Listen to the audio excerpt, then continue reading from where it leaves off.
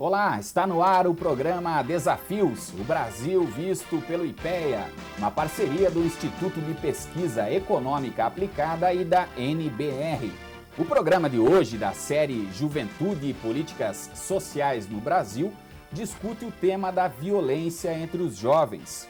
Pesquisa do IPEA aponta que, internacionalmente, as taxas de homicídios são expressivamente superiores entre os jovens. O Ministério da Justiça já apontava em 2005 que o Brasil também segue esta triste linha. Segundo o Ministério, nossos jovens entre 18 e 24 anos respondiam pela maior parte dos registros de assassinatos, sequestros, roubos de veículos, estupros, uso de drogas, esfaqueamentos e lesões em geral. A realidade é dura.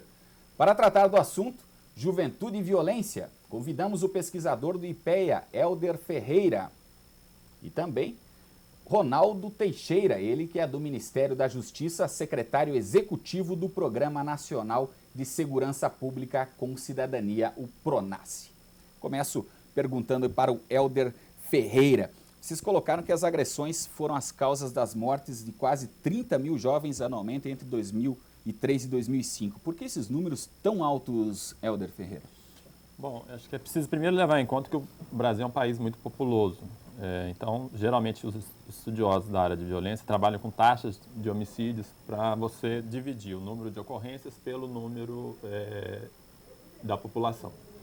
Então, um dos fatores é isso.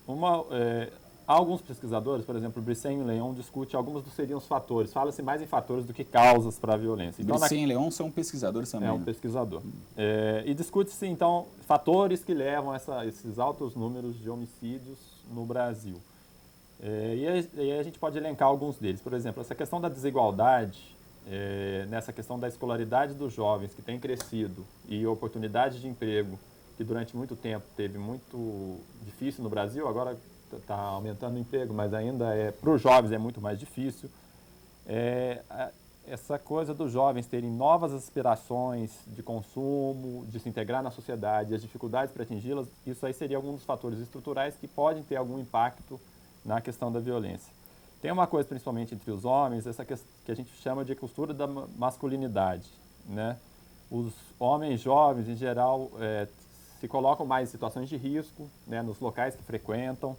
Você tem uma coisa de, muitas vezes, defesa da própria honra, defesa da própria imagem. Então, diante de um conflito que pode ser simplesmente de xingamento, de briga, a pessoa muitas vezes acaba usando o instrumento da violência para afirmar a defesa da sua honra. Essa masculinidade poderia dizer um machismo também, que ainda está impregnado na sociedade? Sim, de certa maneira sim. Isso acaba influenciando bastante. Aí você tem outras questões. No Brasil, você ainda tem um fácil acesso a armas. O consumo de álcool muitas vezes pode ajudar também a ocorrência de crimes, né? Porque as pessoas sobre o uso de álcool, por exemplo, às vezes ela reduz o controle próprio que ela tem sobre a agressividade dela.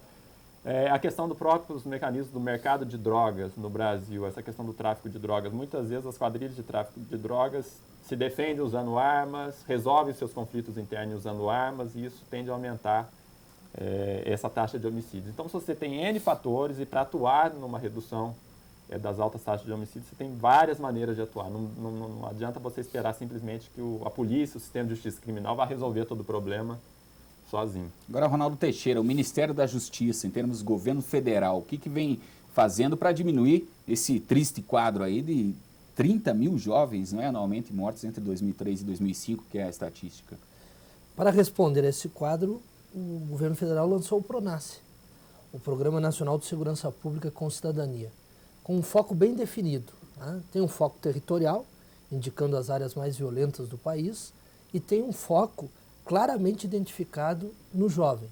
Né? Esses números que o IPEA levanta e que, de alguma maneira, o Ministério da Justiça já dominava, né, dão conta claramente que o jovem tem de ser tratado de um modo diferenciado. O PRONASSE, ele inova conceitualmente, né? No momento em que ele agrega à ação de segurança pública ações sociais de caráter preventivo. E é exatamente nessa medida que inserimos o jovem. Nós não podemos deixar de observar que o jovem que tanto anseia, como o Hélder disse, em relação à questão do consumo, tantas aspirações possui ele deve necessariamente, para responder a isso do ponto de vista satisfatório, estar integrado à sociedade e ter direito a sonhar. Por isso, através do PRONASSE, entendemos que isso se torna possível. Agora, Helder, os jovens aparecem também como os principais agressores em vários delitos, né? Nós temos aqui os dados, por exemplo, de 303 mil jovens presos, né, com informações sobre idade, 32,9 tinham entre 18 e 24 anos, e 26,7 entre 25 e 29 anos. Quer dizer, 60% praticamente dos nossos presos são jovens, é isso? Sim. A gente, trabalhando com os números do DPEM, né, que é um órgão do Ministério da Justiça, eles mostram que há uma maior concentração de jovens, de presos jovens, vamos dizer assim. 60% dos presos estão entre 18 e 29 anos. Então, isso mostra que, de certa maneira, a forma como está construído o sistema de justiça criminal brasileiro, ele favorece a entrada de jovens dentro do sistema, né, dentro do sistema prisional. Ok. Você está acompanhando o Desafios, o Brasil visto pelo IPEA, hoje discutindo a relação entre juventude e violência. No próximo bloco, mais detalhes sobre as ações do PRONASSE. Nós voltamos já.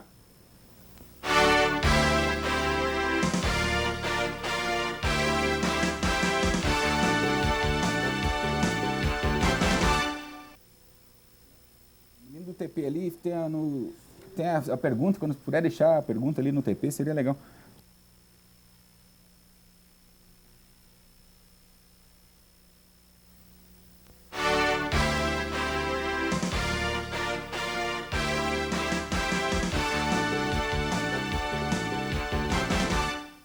Você está acompanhando o Desafios, o Brasil visto pelo Instituto de Pesquisa Econômica Aplicada, o IPEA. Bom, estamos discutindo os dados ligados ao jovem em relação à violência. Helder, nós falamos aí que 60% dos jovens, dos presos são jovens, né? Você vê que eles são suspeitos normalmente, os jovens nas ruas? Como que é a tua avaliação?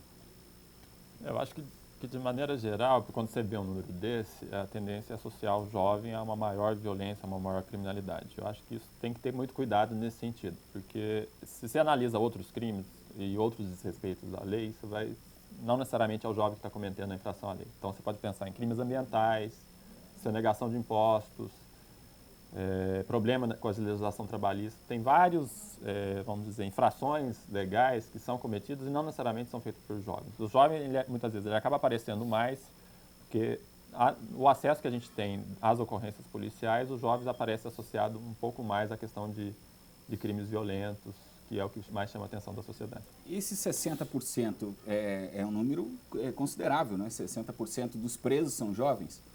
E isso tem a ver com as estatísticas, eles estão envolvidos na maioria dos crimes que são pegos com mais facilidade, é por isso que os jovens são a maioria nos presídios? Eu acho que, de certa maneira, você pode colocar nesse sentido, porque, por exemplo, você tem determinadas infrações legais que elas não vão aparecer no sistema de justiça criminal e nas prisões. Você tem muitos tipos de infrações que são punidas com multas. Então, por exemplo, você tem muitas multas ambientais que, em vez de levar pessoas a prisões, são feitas multas. Legislação trabalhista também, sonegação fiscal. Quer dizer, as infrações dos jovens, os problemas dos jovens é que levam à prisão rapidamente. Facilitam a entrada na prisão. Ronaldo Teixeira, o PRONASSE, o que o PRONASSE tem feito e já uma pergunta junto com isso, ele tem diminuído os índices desse grau de violência, de presos, enfim, envolvendo os jovens? O PRONASSE foi lançado em agosto de 2007, então estamos em plena fase da sua implementação. Não temos nenhuma pretensão de reverter esses quadros a curtíssimo prazo. Tá?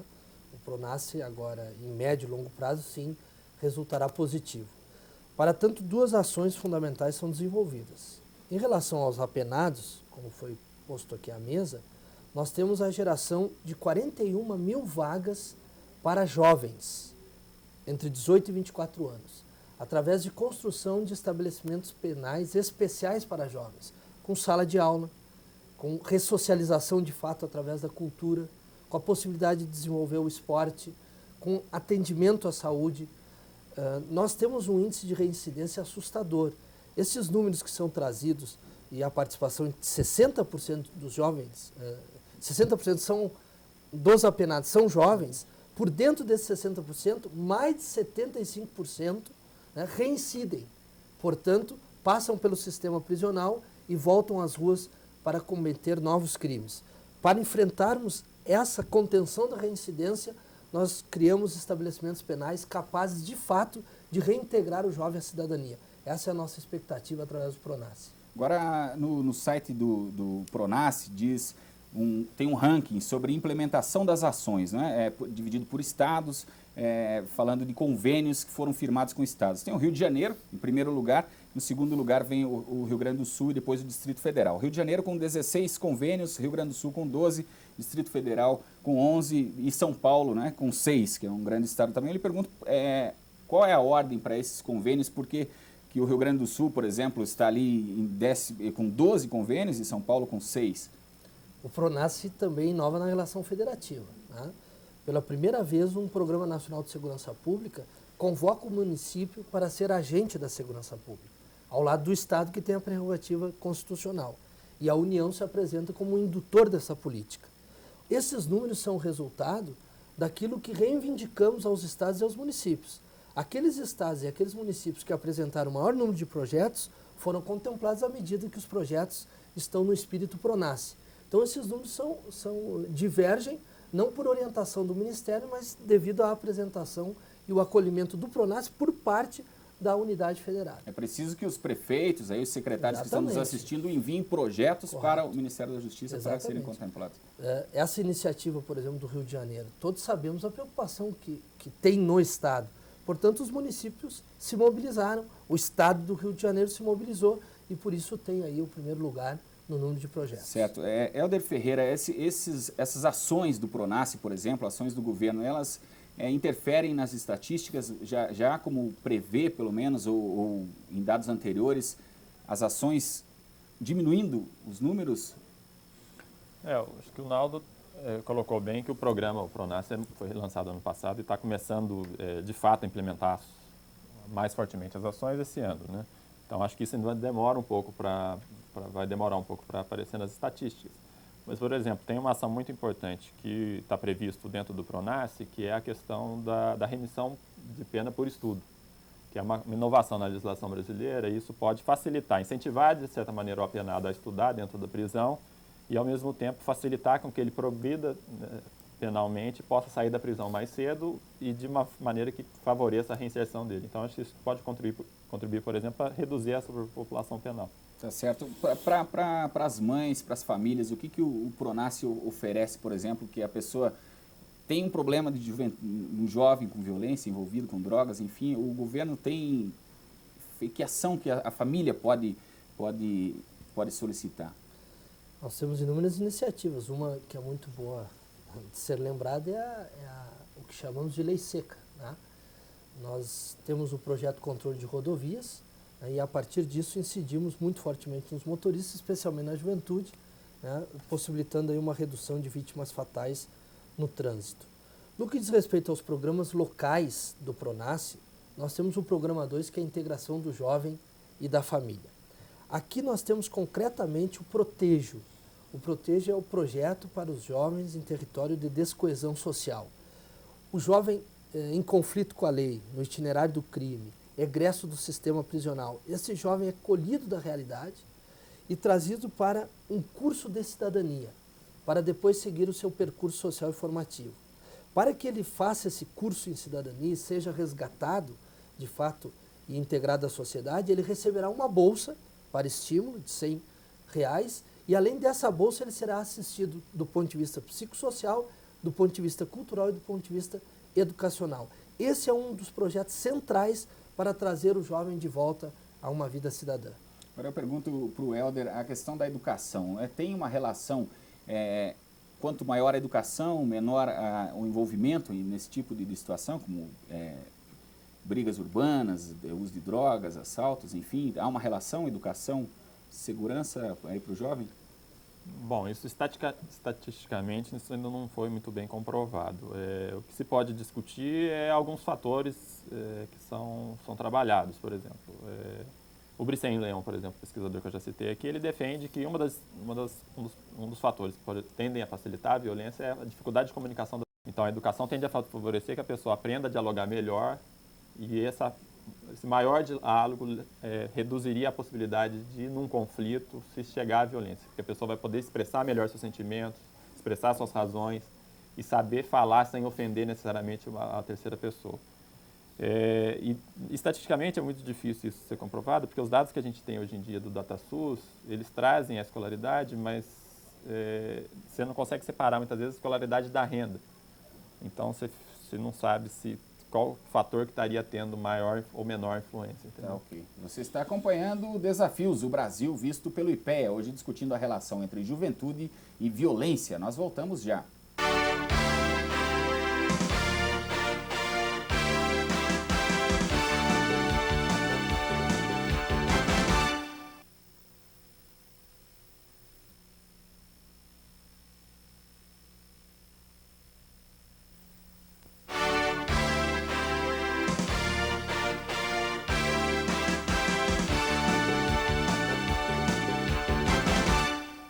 Desafios, o Brasil visto pelo IPEA, hoje discutindo a relação entre juventude e violência. Eu pergunto para o pesquisador Helder Ferreira, a relação polícia e juventude, como que está no Brasil?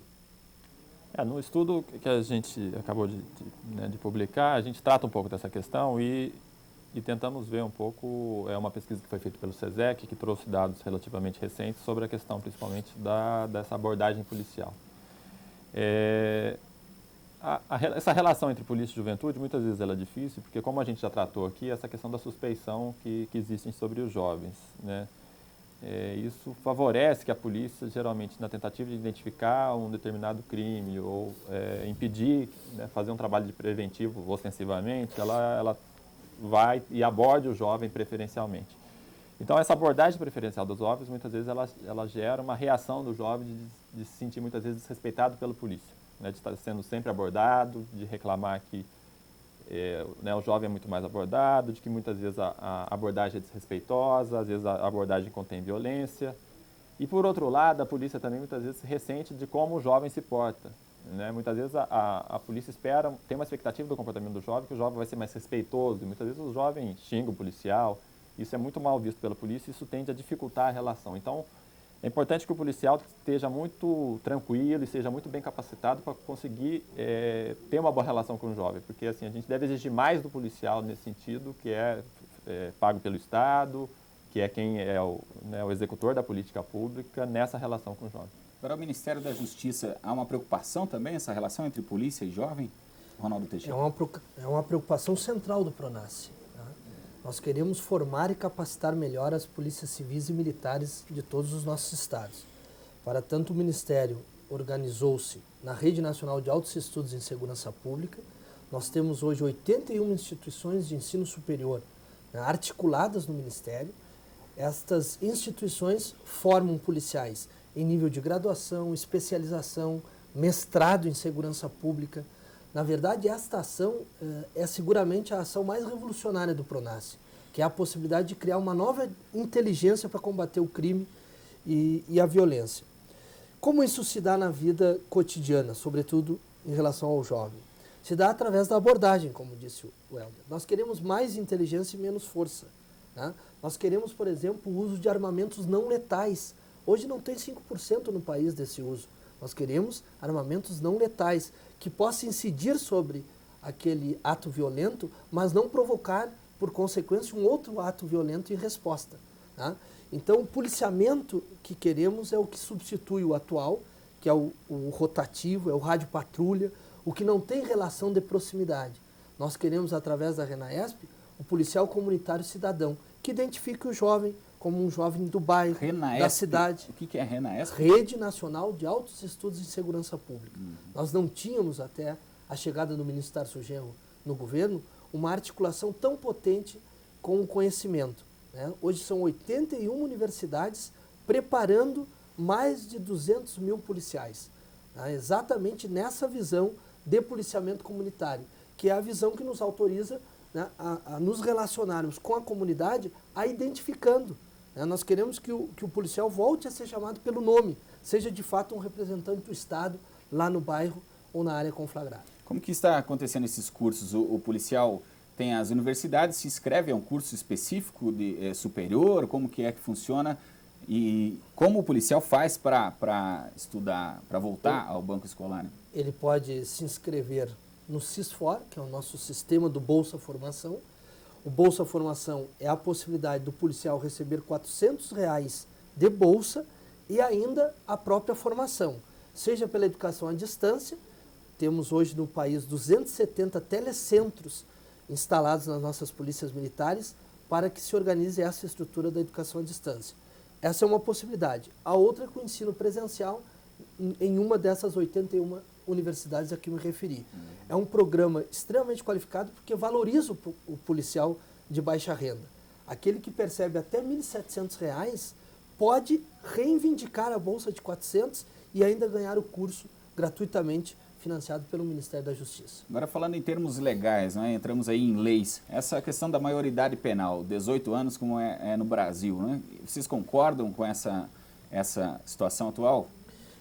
Olha, vou me antecipar, é preciso dizer um dado muito significativo.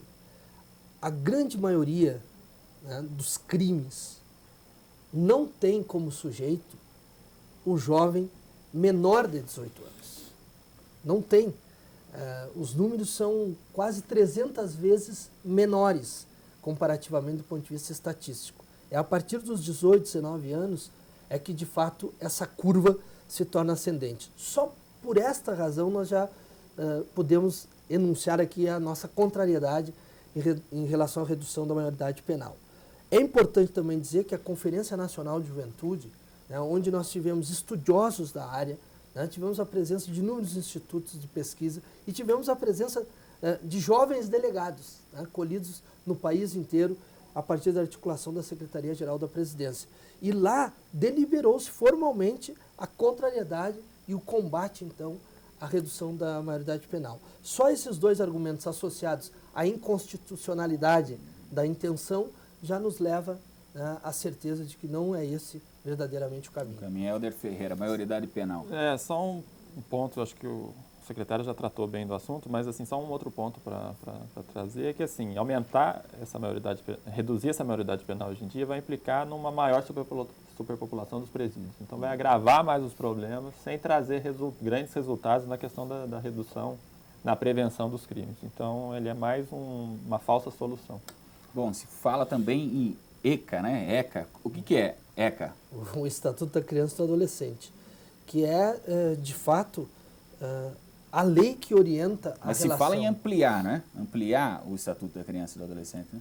Não, se propõe por vezes, agora ele vai fazer 18 anos, né? Se propõe reformulações, adequações, mas o ECA assiste satisfatoriamente a visão que devemos ter do ponto de vista legal da criança, né? Nós não podemos criminalizar, né, um jovem de 15 anos, de 16 anos, e, portanto, o ECA tem que ser respeitado. Ok. Bom, chegamos ao final de mais um programa. Eu agradeço a presença do pesquisador do IPEA, Helder Ferreira, e do secretário executivo do Programa Nacional de Segurança Pública com Cidadania, PRONASSE, Ronaldo Teixeira, ele que é do Ministério da Justiça, onde funciona o PRONASSE. Os dois debateram hoje aqui sobre a violência que vem matando ou deixando presos nossos jovens brasileiros. O assunto faz parte da série especial sobre juventude e políticas sociais do Brasil, tema de discussão no Instituto de Pesquisa Econômica Aplicada, o IPEA, o texto para discussão Juventude e Políticas Sociais no Brasil.